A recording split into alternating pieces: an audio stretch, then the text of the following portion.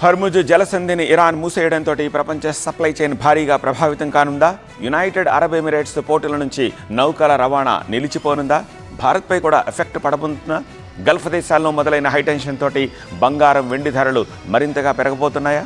Israel, America దాడులపై అంతే ధీటుగా స్పందిస్తోన్న Iran counter attack అంశంలో వ్యూహాత్మకంగా వ్యవహరిస్తోంది. క్రమంలో కీలకమైన హర్ముజ్ జలసంధిని ఇరాన్ మూసివేసింది. కొద్ది రోజుల క్రితమే అమెరికాకు కౌంటర్ ఇచ్చేందుకు హర్ముజ్ జలసంధిని తాత్కాలికంగా మూసివేసి క్షిపణి విన్యాసాలు నిర్వహించింది ఇరాన్.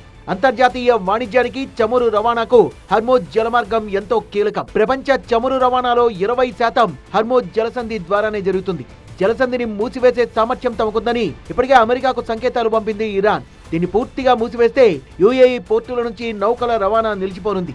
చమురు ధరలు, ప్రపంచ సప్లై చైన్ భారీగా ప్రభావితం కానుంది. ఈ స్ట్రైట్ ఆఫ్ హార్ముజ్ అనేది మనం గనక గమనిస్తే ప్రపంచవ్యాప్తంగా 1/3 ఆఫ్ ఆయిల్ ఇక్కడి నుంచే పాస్ అవుతుంది. అంతేకాదు ఈ స్ట్రైట్ ఆఫ్ హార్ముజ్ లో ప్రపంచవ్యాప్తంగా 20% ఎల్ఎన్జి ఏదైతే నేచురల్ గ్యాస్ ఉందో అది కూడా ఈ స్ట్రైట్ ఆఫ్ హార్ముజ్ నుంచే వస్తుందన్నమాట. భారత్ చమురు దిగుమతుల్లోనూ చాలా వరకు హర్ముజ్ జలసంధి నుంచే జరుగుతాయి. ఇప్పటికే అమెరికా ఆంక్షల తర్వాత భారత్ రష్యా నుంచి చమురు దిగుమతుల్ని తగ్గిస్తోంది. హర్ముజ్ జలసంధి ద్వారా సరఫరాకు అంతరాయం కలిగితే మరోసారి రష్యన్ చమురుపై భారత్ ఆధారపడాల్సిన పరిస్థితులు రావచ్చని చర్చ జరుగుతోంది. ప్రతి సంవత్సరం మనం గమనిస్తే 2 బిలియన్ బ్యారెల్స్ ఆఫ్ ఆయిల్ మనం ఈ స్ట్రైట్ ఆఫ్ హార్ముజ్ నుంచే మనం తెచ్చుకుంటా ఉంటాం భారతదేశం. సో ఇప్పుడు ఒక బ్యారెల్ పైన $1 ఇప్పుడు చూస్తే కనుక ఒక్కొక్క డాలర్ రేటు పెరిగినా సరే ఇన్ఫ్లేషన్ చూస్తే కనుక ఆయిల్ రేట్లు పెరిగిపోతే అది భయంకరంగా భారతదేశ ఆర్థిక వ్యవస్థ మీద ఎఫెక్ట్ పడే అవకాశం ఉంది.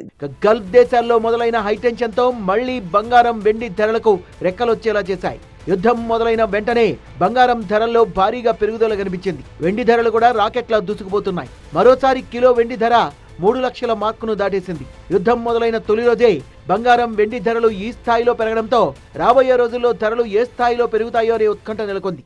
వెస్ట్ ఏషియాలో ఇన్స్టెబిలిటీ స్టార్ట్ అయితే దాని ఎఫెక్ట్ భారతదేశం మీద పడే అవకాశం ఉంది. ప్రపంచవ్యాప్తంగా కూడా బంగారం రేట్లు బాగా పెరిగే అవకాశం కనిపిస్తుంది. అంతేకాదు ఇన్ఫ్లేషన్ బాగా పెరిగే అవకాశం కనిపిస్తుంది.